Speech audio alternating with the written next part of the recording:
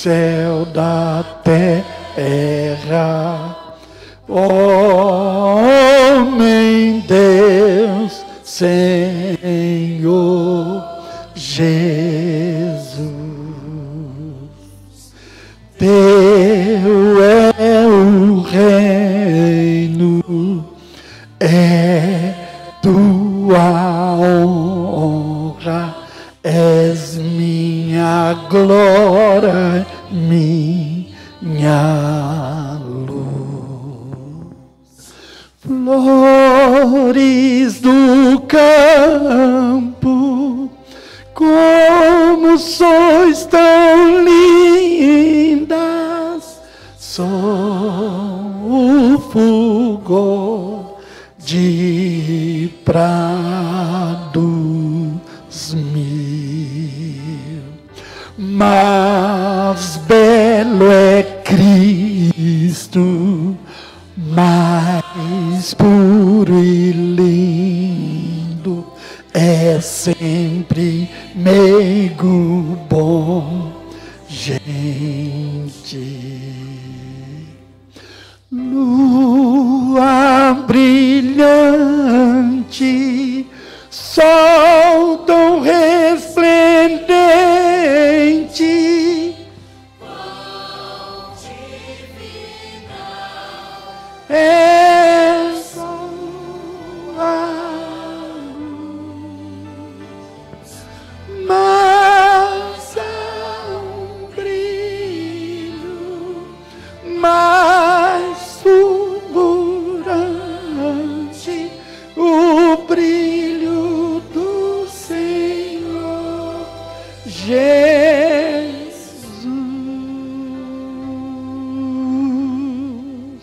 Que lindo, né? Que maravilha. Pode ser o brilho que for, mas mais belo, mais brilhoso é Cristo. É o brilho do Senhor Jesus, aleluia. Nesse momento queremos convidar o nosso irmão Daniel. Ele irá trazer a mensagem para nós nessa noite. Que Deus possa te usar, irmão, ricamente. Seu microfone está lá. Tá.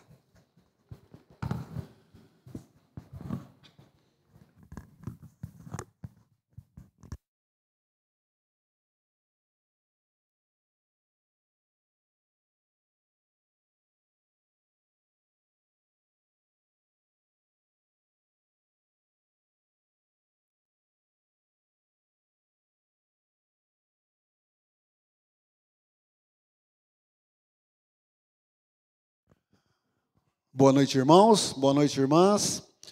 Boa noite a todos aqueles que fazem presente nessa noite aqui. Para vocês é surpresa, né? É surpresa, né? Mas é uma surpresa agradável.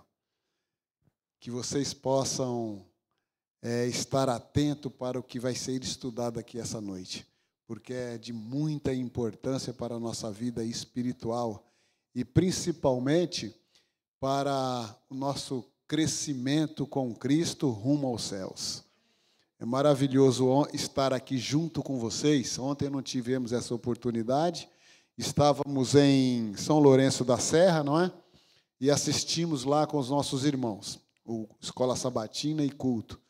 E possivelmente será a nossa igreja, não sei quando, né? Ainda estamos por aqui.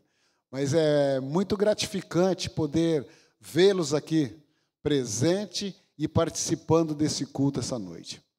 Que o Espírito Santo se faça presente e que nós possamos nos regozijar no amor e na graça de Cristo. Amém?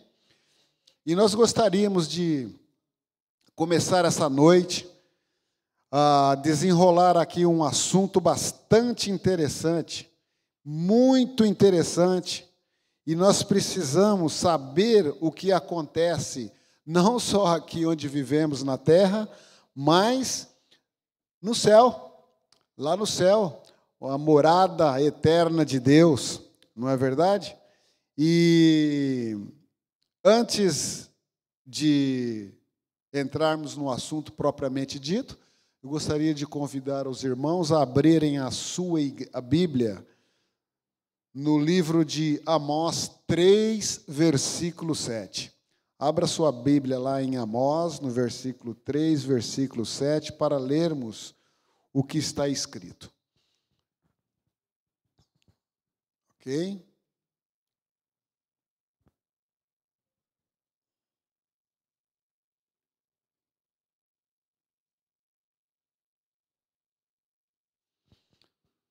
Antes, gostaria de convidar a igreja a termos uma palavra de oração. Inclina sua fronte e vamos orar. Grandioso eterno Deus, Pai nosso que estás no céu, em nome do teu Filho amado Jesus, nos encontramos nesse templo para te adorar em espírito e em verdade. Que possamos, ó Deus, olhar a beleza da sua santidade e assim nos colocar diante do teu altar para te engrandecer, para te louvar. Abençoa-nos, ó Deus, através do seu Santo Espírito, que ao desenrolar o assunto que estamos aqui para passar para a igreja, que o Senhor possa falar por nós e assim podermos aprender qual é a sua santa e boa vontade. Nos perdoa, oramos em nome de Jesus. Amós 3:17 diz assim: certamente o Senhor Deus não fará coisa alguma sem primeiro revelar o seu segredo a seu servo, os profetas. Quando eu leio essa passagem bíblica, eu fico imaginando a boa vontade do Criador para com o ser humano pecador. É interessante que Deus, Ele não faz nada antes de revelar aos seus profetas, para que os seus profetas passem as informações para nós. Simples assim. Deus fala com o homem profeta, esse homem vai à nação e passa para a nação a mensagem que Deus quer que nós saibamos, certo? E um desses profetas também discípulo, não é? Ele nos trouxe várias revelações, dadas por Cristo Jesus, através do livro do Apocalipse. Né? Já estudamos aqui vários assuntos, e no decorrer do ano estaremos aí estudando vários assuntos sobre o livro de Apocalipse. Já estudamos sobre as 7 igrejas e outros assuntos, não é isso? E Deus tem nos abençoado e tem feito nos entender, né, qual que é o sentido desta revelação e por que Ele quer que nós saibamos o que está acontecendo, o que aconteceu, o que está acontecendo e o que vai acontecer. E através de Cristo Jesus, né, nós recebemos a revelação celestial. Isso é fantástico. Isso é fantástico. Isso prova de que Amós não escreveu por ele mesmo esse versículo. Correto? Certamente o Senhor Deus não fará coisa alguma. E nesse momento, irmãos, eu gostaria de convidar vocês a abrir a sua Bíblia, certo? Em Apocalipse, no capítulo 4, e logo em seguida no capítulo 5. Hoje teremos aqui uma visão geral desses 2 capítulos. Desses 2 capítulos teremos uma visão geral, né? O que Jesus revelou para João lá na ilha de Patmos quando ele estava exilado. Então, abra sua Bíblia no capítulo 4 em diante.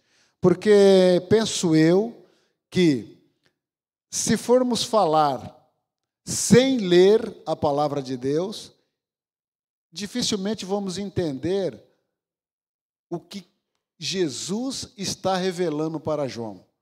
E pelo que lemos aqui, você está convidado hoje, neste momento, a de entrar no trono de Deus. Ok? Você está recebendo um convite nesse momento, através dessa leitura, a entrar diante do trono de Deus. O que encontraremos lá? O que veremos diante do trono onde Deus está sentado. E começando, diz assim, acompanhe comigo aí no capítulo 4. Depois destas coisas, olhei, e eis não somente uma porta aberta no céu, como também a primeira voz que ouvi, como de trombeta, ao falar comigo, dizendo: sobe para aqui, e te mostrarei o que deve acontecer depois destas coisas. Então o anjo começa a revelar a João, não é? Abrindo a porta do céu. E João automaticamente, através dessa visão, ele deve ter visto coisa fantástica, que nós não imaginamos e nem subimos à nossa mente, a não ser o relato aqui que nos dá uma breve visão da morada de Deus. Continuando no versículo 2. Imediatamente eu me achei em espírito, e eis, armado no céu, um trono, e no trono alguém sentado. E esse que se achava sentado é semelhante no aspecto à pedra de jaspe e de sardônio, e ao redor do trono há um arco-íris, semelhante no aspecto à esmeralda. Esse é o trono de Deus que João viu. Olha que coisa maravilhosa, não é? Versículo 4. Ao redor do trono há também 24 tronos, e assentados neles 24 anciões vestidos de branco, em cujas cabeças estão coroas de ouro. Do trono sai relâmpago, vozes e trovões, e diante do trono arde 7 tochas do fogo, que são os 7 Espíritos de Deus. Você está diante do trono de Deus nesse momento. Ok? Há adiante do trono um como que mar de vidro, semelhante ao cristal, e também no meio do trono e à volta do trono 4 seres viventes, cheios de olhos, por diante e por trás. Fantástico, não é? 7. O primeiro ser vivente é semelhante ao leão, o segundo semelhante ao novilho, o terceiro tem o rosto como de homem, e o quarto ser vivente é semelhante à águia, quando está voando. E os 4 seres viventes, tendo cada um deles, respectivamente, 6 asas, estão cheios de olhos ao redor, e por dentro, não tem descanso nem de dia, nem de noite, proclamando: Santo, Santo, Santo. É o Senhor Deus, o Todo-Poderoso, aquele que era e que há de vir. Quando esses seres viventes derem glória, honra e ações de graça ao que se encontra sentado no trono, ao que vive pelos séculos dos séculos, os 24 anciões prostrar-se-ão diante daquele que se encontra sentado no trono. Adorarão o que vive pelos séculos dos séculos e depositarão as suas coroas diante do trono, proclamando: Tu és digno, Senhor, e Deus nosso, de receber a glória, a honra e o poder, porque todas as coisas tu criaste. Sim, por causa da tua vontade, vieram existir e foram criados. Esse é o trono onde que Deus está sentado. Neste momento, certo? Ministrando as coisas celestiais. É fantástico. Eu imagino quando João teve essa visão, a emoção que ele sentiu. Certo? Eu imagino também como a igreja, o templo de Deus. Quando nós adentramos aqui para o culto divino, que entra a plataforma, ok? Que entra o pregador, não é? que entram os cantores, é como se Deus aqui fosse o quê? O trono de Deus. Deus está presente, o Espírito Santo está presente, Jesus está presente. Isso é maravilhoso. E se lembrarmos a oração do Pai Nosso, ela faz uma menção, assim na terra como no céu. Então é bastante interessante, meus queridos, que há muita diferença entre o céu e a terra, porque na terra somos pecadores, e no céu são pessoas santas, pessoas celestiais que não pecaram contra o Criador. Então há uma grande diferença. Mas quando Jesus fala na oração do Pai Nosso, ensinando os discípulos de que como eles deveriam orar, o que acontece? Ele diz, assim na terra como no céu. Então a diferença entre o céu e a terra, irmãos, não fica muito distante, a não ser a separação do pecado.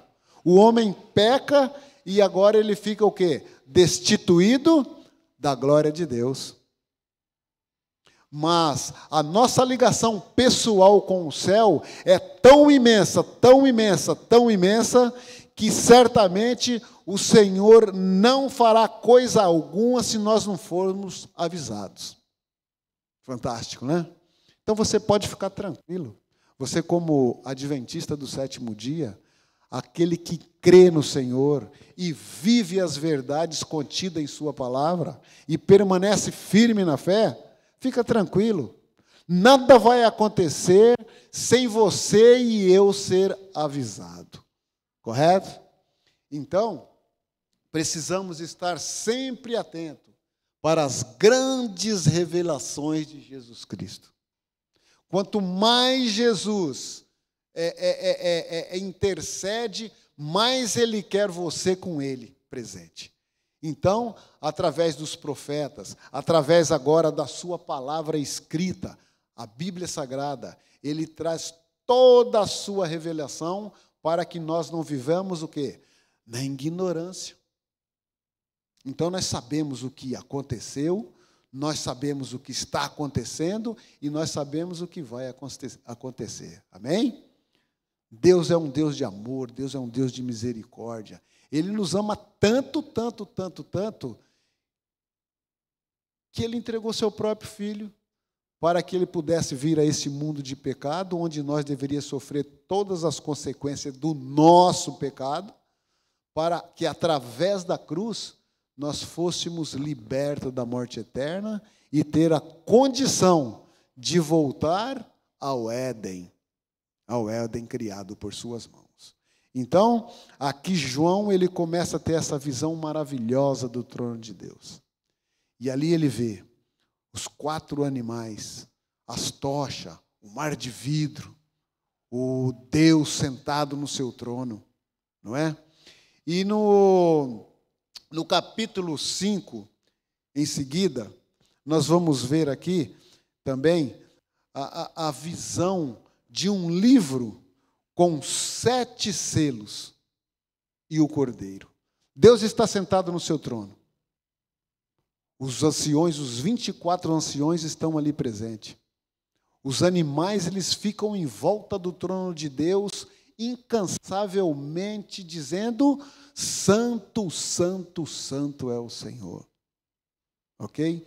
Mas no decorrer da leitura, nós vamos ver aqui que tem mais pessoas ali presentes também. Tem milhares e milhares e milhares e mil de anjos presentes. Deus está a palavra não veio agora. Cortejado, não é isso? Cortejado por milhares de seres criados pela sua própria mão. Certo? E eles dão o quê? Louvor ao grande e eterno Deus. Quando João entra diante do trono de Deus e vê todas esse movimento, todas aquelas coisas, ele começa a ficar apreensível. Por quê? Vamos ler no capítulo 5, então.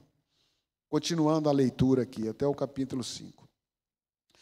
Vi na mão direita daquele que estava sentado no trono um livro escrito por dentro e por fora todo selado com 7 selos. Vi também um anjo forte que proclamava em grande voz que quem é digno de abrir o livro e lhe desatar os selos? João ouviu isso aí, alguém dizer, né? Quem é digno de pegar aquele livro que estava na mão de Deus, né? E abrir aquele selo, e abrir aqueles 7 selos que envolvia. Vamos continuar a leitura. Ora, nem o céu, e nem sobre a terra, nem debaixo da terra, ninguém podia abrir o livro, nem mesmo olhar para ele. E eu chorava muito, porque ninguém foi achado digno de abrir o livro, nem mesmo de olhar para ele. Todavia, um dos anciões me disse: não chores, eis que o leão da tribo de Judá, a raiz de Davi, venceu para abrir o livro e os seus 7 selos.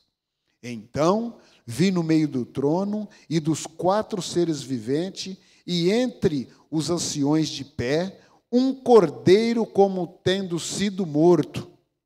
Ele tinha 7 chifres, bem como 7 olhos, que são os 7 Espíritos de Deus enviados por toda a terra. Veio, pois, e tomou o livro da mão direita daquele que estava sentado no trono.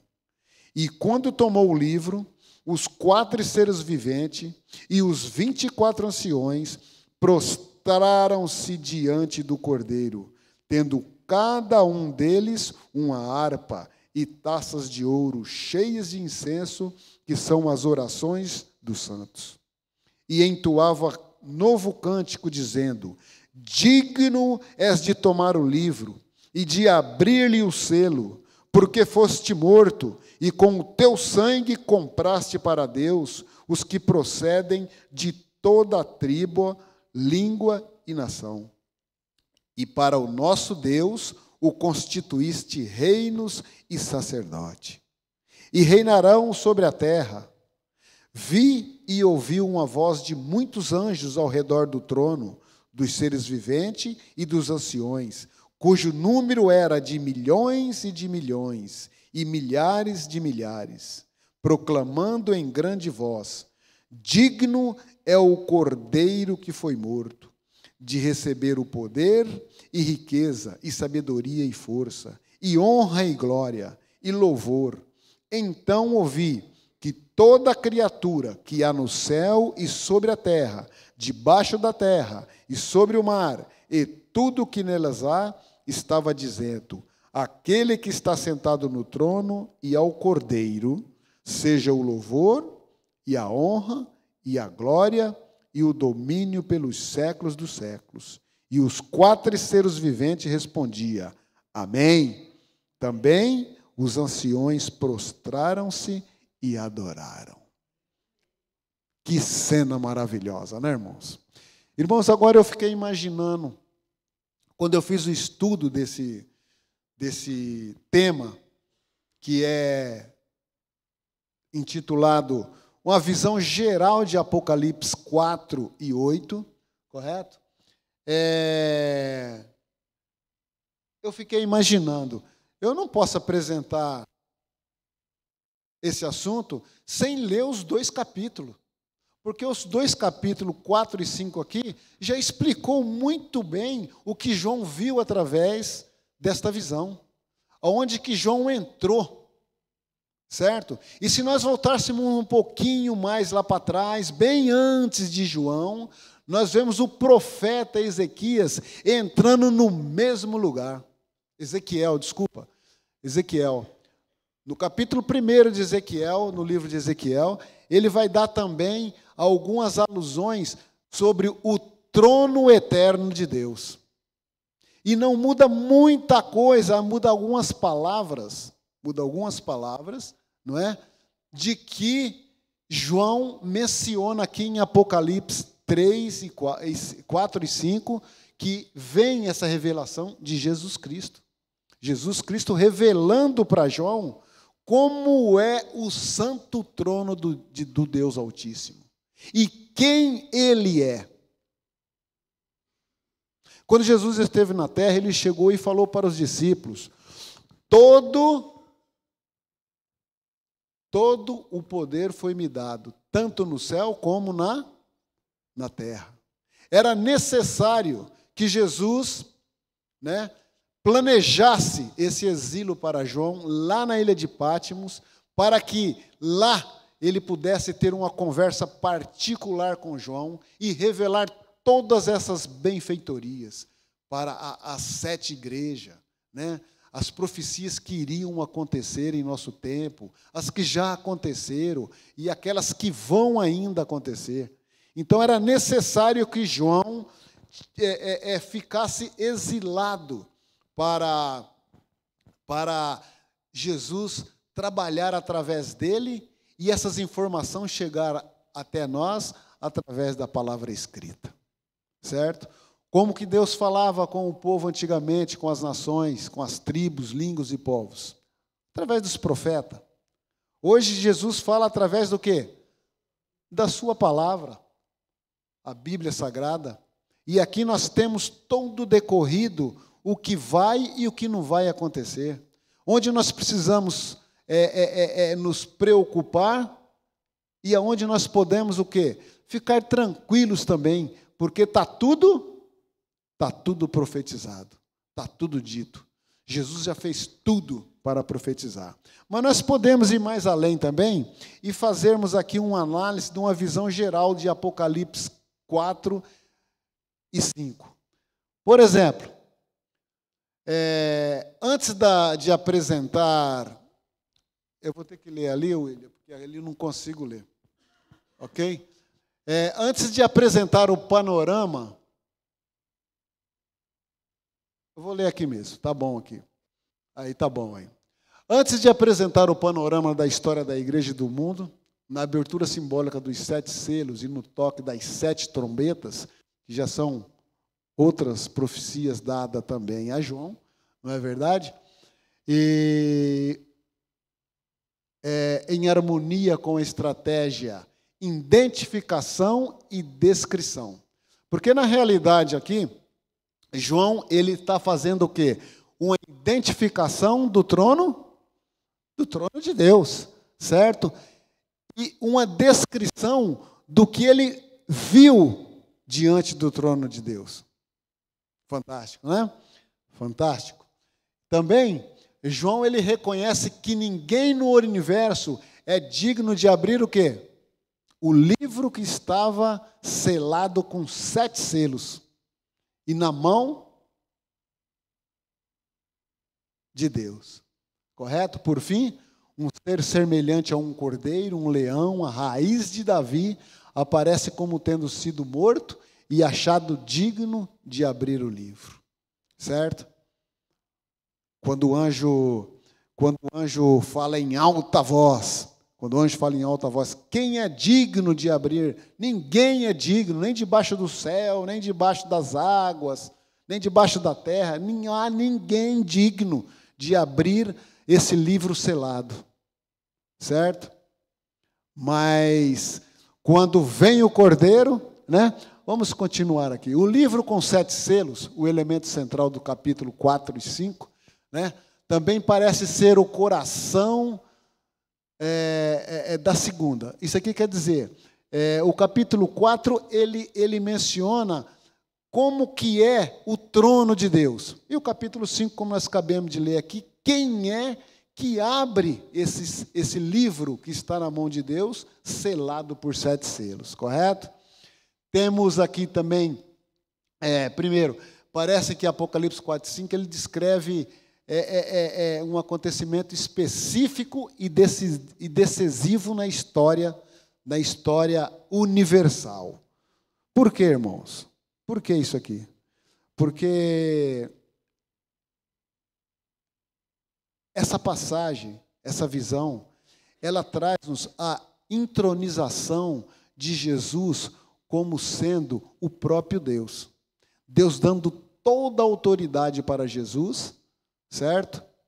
Antes do pecado. Vocês lembram da queda de Lúcifer? A queda de Lúcifer pela sua inveja, pelo seu egoísmo no seu coração? Foi o quê? Um acontecimento que marcou para todo sempre a história do pecado. O pecado ele não vem aqui, ele não surge aqui na terra. Ele é uma continuação. Quando Adão e Eva pecam, correto? Adão e Eva pecam, mas o pecado já existia. Porque o pecado ele é formado lá no céu. Quando Deus coloca o filho e fala, olha, aqui está o meu filho, a ele eu dou todo o direito, todo o poder, e ele é como eu. Então, vocês adorem ele. Lúcifer não ficou contente. Lúcifer achou que ele tinha direito também de ser semelhante a Deus. E a história nós já conhecemos. Né? Então, esse acontecimento dessa visão do capítulos 4 e 5 é específico e decisivo na história do universo. Não é só aqui para o pecador terrestre, não. Todo o céu está ligado nos acontecimentos aqui para ver o fechamento da graça de Cristo, como vai ser no final, em sua volta, concretizando assim toda a história do pecado e exterminando com toda a desgraça em que o pecado nos trouxe. Correto? Então, a exaltação de Cristo, né, o glorificado após sua ascensão ao céu, no trono celestial, à destra do Pai. Quando que isso aí aconteceu? Quando que Cristo foi glorificado? Quando Cristo recebeu essa homenagem? Quando? Cristo morre, Cristo vem, nasce, tem o seu ministério, morre na cruz do Calvário, ressuscita, o Pai lhe ressuscita, ele sobe para o Pai e ele recebe o quê? A glorificação. Vocês lembram quando Jesus chega no céu e os anjos falam, abrem-se portais para que entra o Rei da Glória. E os anjos dentro dos portais celestiais perguntavam, quem é o Rei da Glória? Ok? E Jesus ele é recebido nos céus com toda a honra de vencedor. Certo? E ele adentra ao santuário celestial para purificação e intercessão. Correto? A cerimônia de entronização é o que acabamos de falar. Então, essa cerimônia, quando Jesus revela a João, nesses 2 capítulos, ok? E dá a visão para ele do santuário celestial, a morada de Deus, né? Ele é entronizado com todo o poder e com toda a honra e toda a glória. Temos aqui, quando comparamos o Apocalipse 5 com os relatos de coroação do Antigo Testamento, vários detalhes paralelos são detectados. Primeiro, as 2 partes da antiga cerimônia de entronização, a primeira do santuário. Está aí. Quando Jesus ele é acesso ao céu depois que ele foi ressuscitado e subiu para o Pai, ok? Ele é entronizado no santuário. E o segundo, no palácio. É fantástico entender melhor essa entronização de Jesus, né? Como Deus Todo-Poderoso, né? Com todo o poder em sua mão, como o Pai assim o designou antes do pecado, correto? É interessante lembrar o seguinte, recentemente, nós tivemos aqui, ou melhor, na Inglaterra, uma posse de reinado, correto? Não tivemos? O rei Charles, a mãe morreu, a rainha Elizabeth morreu, e rei Charles, ele tomou posse como rei, ele é rei da Inglaterra. Como que é feita como é que procede essa entronização? Ele era príncipe, não era rei. Certo? Como é que se procede? Procede da seguinte forma. Quando é nomeado um rei, em primeiro lugar, ele vai para o templo. Ele vai para um santuário. E lá no santuário ele recebe uma bênção da igreja. Ali ele é coroado. Correto? Saindo dali do templo, ele vai para onde? Ele vai para onde? Ele vai para o seu palácio, para receber as honras dos seus súditos, né? Os seus ministros, certo? E depois ele vai para onde? Ele vai para a população. Ele vai se apresentar à população como novo rei, certo? E é claro que ele, como novo rei, ele tem os seus estatutos, né, a ser obedecido, correto? Davi, quando ele se foi apossado rei, ele passou pelas mesmas características do que eu acabei de explicar aqui agora. Então, veja lá, a entronização, né, de Jesus não foi muito diferente do que eu acabei de explicar aqui agora, não. Quando Jesus ele ressuscita e vai para Deus, ele entra no santuário para apresentar ao Pai o seu sacrifício, para se o seu sacrifício seria aceito ou não aceito. E o Pai aceitou o seu sacrifício. E agora ele é entronizado no meio de todas as nações, tribos, línguas e povos. Ok? Isso pode ser explicado também pelo fato de que o Apocalipse, o templo e o palácio, consiste em uma só entidade. Não se divide. Santuário e trono de Deus não se dividem, porque o santuário também é o trono de Deus. Então ali está tudo envolvido, né? O capítulo 4, ele prepara o cenário para a entronização de um governante. Cristo como nosso Rei dos Reis, Senhor do Senhor. Ok? Na sala do trono celestial, com o esplendor deslumbrante de pedras preciosas, como acabamos de ler aqui, capítulo 4, não é isso? Um arco-íris, trovões e relâmpagos. Toda a atenção se concentra no trono cercado de 4 seres viventes. Uma ordem angélica exaltada e pelos 24 anciões. Esse aqui é o cenário que nós encontramos dentro do trono celestial. Ok? É possível encontrar alguns paralelos interessantes entre os capítulos 5 e 6. Que paralelos são esses? Vamos ver aqui então. Primeiro, a figura daquele que está sentado no trono, no capítulo 4, encontra seu equivalente no capítulo 5 e na imagem do Cordeiro. Presumivelmente, Cristo que pega o livro selado. Em segundo lugar, no capítulo 4, Deus é proclamado como sendo digno de receber honra, glória e poder, porque criou todas as coisas. Não é verdade? Cristo se assenta no trono do universo, à destra do Pai, e recebe o quê? A adoração. Certo?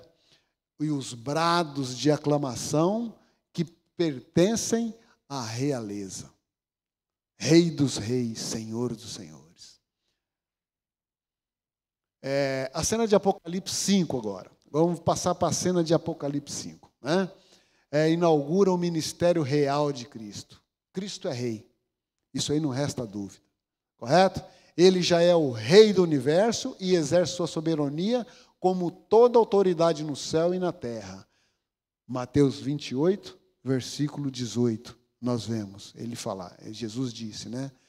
Porque ele recebeu do Pai toda a autoridade, tanto no céu como na terra. E de acordo com Paulo, convém que ele reine até que haja posto todos os inimigos debaixo dos seus pés. Então aqui, esse trono também nós podemos ver como um lugar de juízo. Interessante, né? Vamos mais para frente. De juízo. Por ocasião da entronização de Cristo, os fiéis ganham o direito de ser, para o Deus, reis, ali está errado, tá? Aí está reúne, mas não é. Por ocasião da entronização de Cristo nos céus, certo? Os fiéis, os santos de Deus, os pecadores aqui da terra, eles recebem o direito, ganham o direito de ser para o nosso Deus reis, sacerdote e reinarão sobre a terra. Quem são esses aqui? Somos nós. Somos nós. Certo? Deus nos chama como o quê? Como sacerdotes, não é? O destino da humanidade foi colocado em suas mãos quando ele se aproximou do trono celestial e pegou o livro na mão. O livro que estava selado por 7 selos. Correto? O rolo selado, agora nós vamos aqui falar um pouquinho sobre o rolo e o que contém nesse rolo. Certo? Então, o rolo selado simboliza a promessa de Deus de dar o reino para o seu povo. Ao ser entregue a Cristo, que por meio da sua morte e ressurreição cumpriu a promessa referente ao reino, Apocalipse 5, 9 e 10, o livro anuncia que Cristo recebeu domínio, bem como autoridade e poder para governar esse reino.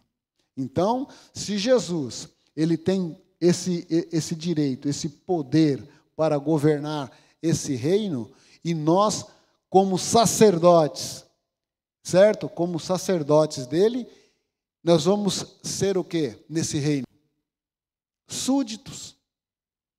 Um reino sem súdito, não existe reino. Correto? Quando existe um rei, é porque existe súdito. E nós seremos esse súdito quando Cristo voltar com poder e grande glória. Entendido dessa maneira, o livro selado parece ser o livro da eterna aliança, e sem dúvida é. Esse livro que Deus estava segurando na mão, e quem somente poderia abrir esses 7 selos que estavam envolvidos nesse rolo, ou livro, certo? Contém a eterna aliança divina. A revelação dos autos salvíficos de Deus em prol da humanidade. Quanto Deus já fez aqui por mim e por você, para que você pudesse estar aqui hoje, certo de que a sua salvação está garantida. Quanto Deus já não fez pela humanidade, ao ponto de dar o seu único filho, para que através da morte eterna, da morte de cruz, né, poderíamos ter vida, e vida em abundância, vida eterna. Ali estava contidas as declarações de Deus, sua autoridade, seus mandamentos, suas leis, todo o conselho simbólico do eterno e a história de todos os poderes governantes das nações. Quantas nações não passaram já por esse planeta? Né? Quantos reis, quantas rainhas, quantos governantes não passaram por aqui? Certo? E nesse rolo, e nesse livro, está contido o quê? Está contido todo o trabalho de Deus em prol da salvação da humanidade. Em linguagem simbólica, aquele rolo continha a influência de todas as nações, língua, povos, desde o início da terra, olha, desde o início da história da terra até o seu final. Você vê, irmãos, porque ninguém poderia abrir esse livro. E é interessante que eu não citei aqui, é que João, quando ele viu aquele livro, e o anjo grita em alta voz, quem pode abrir esse livro? João, ele começa a chorar. João começa a chorar tristemente, porque não tinha ninguém, não sabia de ninguém. Certo? Mas quando ele vê o Cordeiro do lado do trono do Pai, certo? O Cordeiro, né? Jesus Cristo, certo? E o anjo vem e fala para ele, ele se aliviou. Ele se aliviou. Correto? Ali estava contidas as declarações de Deus, sua autoridade e seu mandamento, né? Já passamos por aí. Então aqui, irmãos, nós vemos o quê? Nós vemos que a entronização de Cristo no santuário celestial ainda é para a salvação do ser humano. Nós precisamos mais do que nunca, certo? Nós precisamos mais do que nunca estar firmes nas promessas de Cristo, aguardar fielmente, aguardando os seus mandamentos, testemunhando do amor de Cristo, pregando e anunciando, para que pessoas recebam o mesmo direito que eu e você recebemos de salvação, de vida eterna, porque nisso cremos. E muitos estão perecendo sem saber qual é a santa e perfeita vontade de Deus. Que Deus te abençoe, que o Espírito Santo possa ter guiado a sua mente e que Ele possa ter trazido você bem perto ao trono do Pai. E quando Cristo voltar com poder e grande glória, possamos estar diante desse altar e dizer como com todos os anjos, com os 24 anciões, com os 4 animais, né? Estarmos ali presente e dizer: Santo, Santo, Santo é o Senhor. Que Deus te abençoe. E para encerrar esse culto, nessa noite, vamos cantar com todo entusiasmo o hino de número 454. Vamos fazer isso de pé.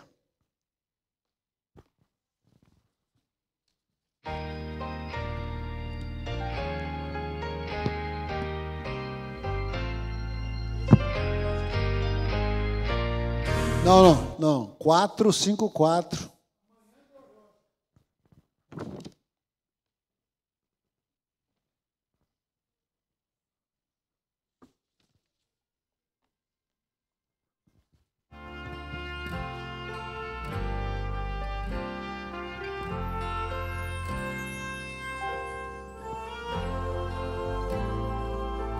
Vamos cantar com bastante entusiasmo, aguardando essa manhã gloriosa que logo virá. Manhã gloriosa está raiando, logo o Rei virá. E seu povo então para o lar eterno Ele levará. A manhã gloriosa está raiando, breve surgirá a luz. A manhã gloriosa está raiando, eis que vem Jesus. Ainda se ouve o som do Evangelho eterno, não vos demoreis. Muito cedo vem e com majestade Cristo Rei dos Reis. A manhã gloriosa está raiando, breve surgirá a luz.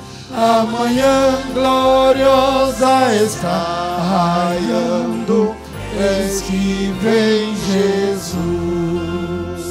Voltarão à vida os queridos mortos em exultação. Que alegria infinda nos encontrarmos na eterna mansão. A manhã gloriosa está raiando, breve surgirá a luz. A manhã gloriosa está raiando, eis que vem Jesus.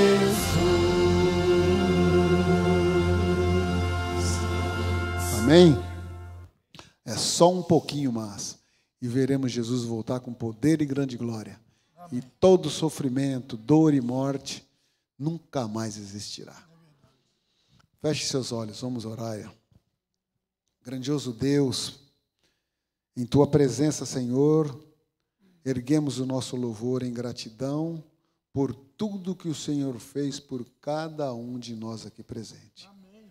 Pela Tua igreja em todo o mundo, Senhor, por todas as nações, tribos, línguas e povos. Te agradecemos, Senhor, porque o Senhor é bom para conosco e não nos deixou na ignorância. O Senhor, através dos seus profetas, através da sua palavra escrita, sua palavra dita, cantada e orada, o Senhor nos traz a certeza de que o sacrifício de Cristo na cruz do Calvário não foi em vão na nossa vida. E nós te agradecemos, nós te louvamos, porque o Senhor é santo. E queremos estar contigo nas mansões celestiais. Queremos estar diante do teu altar, Senhor, naquele grande dia onde o Senhor encerrará toda forma de pecado e nunca mais haverá morte, dor ou ranger de dentes. Senhor, nós cremos em tua promessa.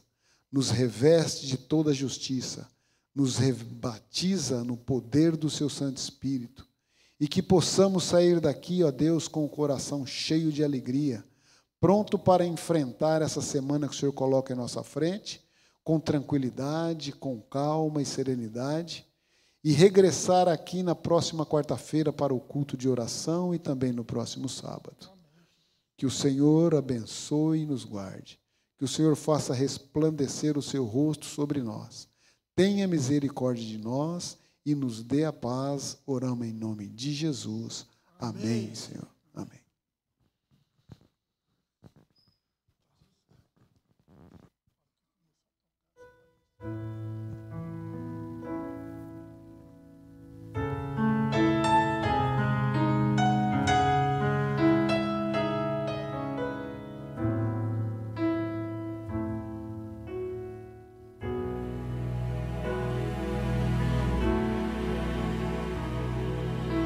Possamos ir em paz, na paz de Deus. Em paz eu vou ouvir a voz de Deus. Em paz eu vou, estou feliz, achei abrigo em sua casa, em paz estou com meu Jesus.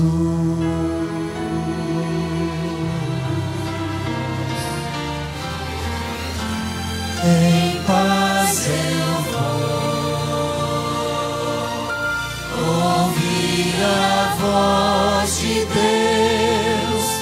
Em paz eu vou, estou feliz, achei abrigo